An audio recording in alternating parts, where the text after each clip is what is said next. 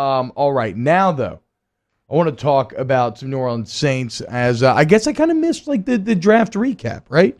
I mean, we got to talk about Payton Turner in the first round. I know it was not the most exciting pick for a lot of fans, obviously, just given maybe where your heads were at.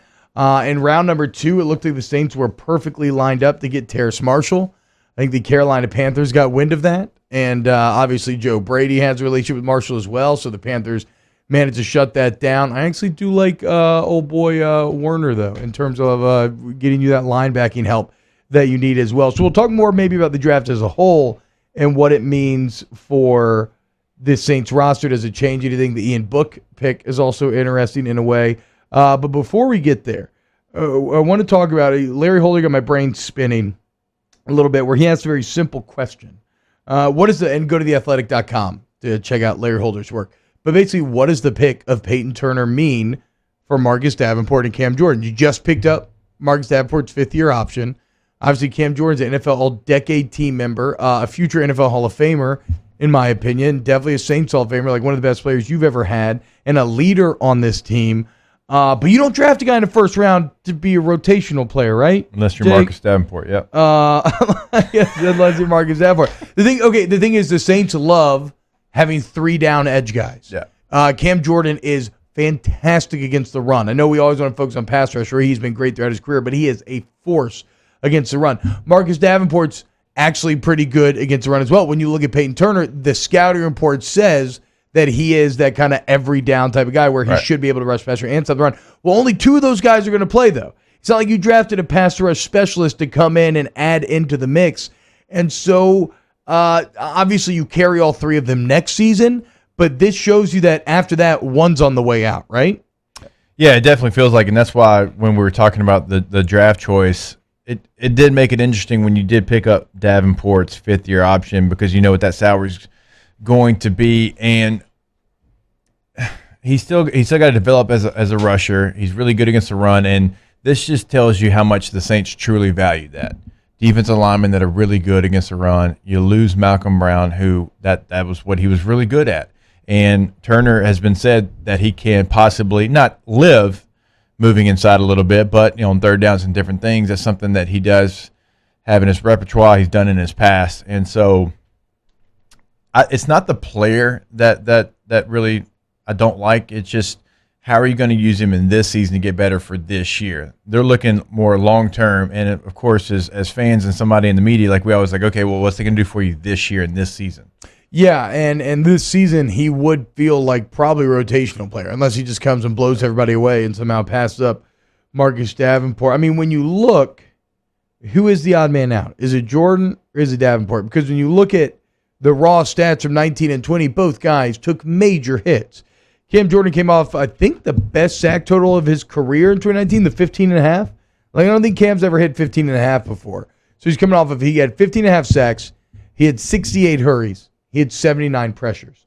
Those numbers dropped to 7.5, 31, and 45. So quite literally, the raw pass rushing production got cut in half. Interestingly, Pro Football Focus's analytics still actually had him as being as effective as he was the year previously, so he still remained really good against the run. Still did good things, I guess, in terms of double teams. Like the analytics still like Jordan. The raw numbers are way down. Marcus Davenport's last year, I did not realize just how bad it was last year. I've been giving him too much credit, I think, because he kind of fell off a cliff, and the analytics didn't even like him. So he had 6 sacks, 32 hurries, 41 pressures in 2019. That's a great year 2 right there. I mean, that's like a guy who's on the right trajectory, or year 3. But then to go from that to then 1.5 sacks, just 21 hurries, just 26 pressures, and then not even with the analytic boom that somebody like Cam Jordan has. I completely understand taking his 5th-year option because whatever, you made it work within the cap. Why let him go? Keep him in. He'll probably start, especially with Hendrickson gone, and then Granderson and Turner maybe mix in somewhere else. But to me, even with the Cam Jordan fall off, I don't think this signals the end of Cam Jordan's era in New Orleans Saints uniform. I think it signals most likely the end of Marcus Davenport's. Look, when you look at Cam Jordan's numbers, and it's not the only reason, but he was the guy that when you came in on Monday mornings, they said, okay, this guy's not going to beat us. And, Yeah. and I've been in those meetings before. They circle your name and say, everything we do is going to be focused on stopping 94. Backs, if you are on his side and you're getting out, you don't get out into your route until you chip 94. Tight end, same thing. Like, T. I mean, you've been in these meetings. Yeah. And that was him last year. Now, he's been that in his career before, but after the season he had the year before, they're like, hey, 94 is not going to beat us. If Hendrickson wants to beat us on the other side, that's fine. We'll live with it. We think we can block him one-on-one. Well, I mean, Trey parlayed that into a really nice contract, because he was getting double-teamed. He was getting chipped all game long. And so if you don't see it go up from Davenport, he just ain't got it. He's got to go, because he's going to get single-blocked all season long. Even though Cam's numbers were down, people still respect the hell out of Cam Jordan, as they should, and he's going to get the same attention, okay? Well, you're not going to focus on Davenport. No, you're not. Right? So those resources have to go somewhere. And you got to know our best defensive lineman, Cam Jordan, is going to get that attention. So you've got to step up. You have got to make the plays. Every opportunity to do so is going to be there, because not one meeting will they go and say, man, this Davenport, we got to stop him.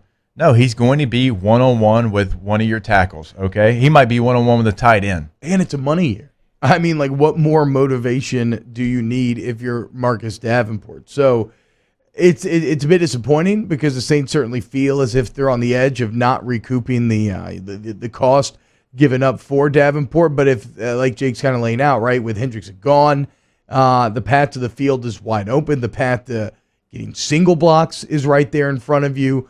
If you can't get it done this year, especially with the major motivating factor that is a money year, if you can't get it done now, I do hesitate to think if you'll ever reach the heights or the potential that the Saints kind of thought that you would, which does make the Turner pick a bit interesting as well, because it's also a guy they kind of drafted for similar reasons, just unreal athletic, going a bit off of potential. From the group of five? From the group of five. Now, like we've watched one Twitter video of Payton Turner, and we came away pretty impressed, like with like his motor and stuff. But obviously, the Marcus Davenport draft is going to make you question a bit about the evaluation process, and now you're applying that exact same process to Payton Turner. I think a lot of Saints fans get angry over the last couple of drafts because it's not the players. I'll go back to saying that, because it might end up being good players. But, Cesar Ruiz last year, it was more of you had bigger needs in other places on your team. Like offensive guard or center, depending on where he ends up last year, that wasn't the biggest need. Yeah. Okay. And then this year you come into it's like edge rusher, defensive end.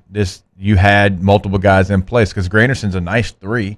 Yeah. Right. And Anyamata's a nice guy to be able to rush from the interior part of it. So it's like, okay, well, linebacker, corner, defensive back, that was a bigger need, but you decided to go that in the third round. And it's almost like some people would like to flip the needs. Like maybe you can go defensive end in the third round, corner in the first round, linebacker in the first round, because, guys like Patrick Queen were there last year, and that was a spot you really needed someone at that spot. You didn't need a guard/center. We'll talk about how their picks relate to needs next, so we kind of explore how the NFC South drafted and what it did to the team, because I do think that there is a validating element for the Saints in picking Turner in that first round. I'll explain what I mean next. Keep it locked right here on Off the Bench.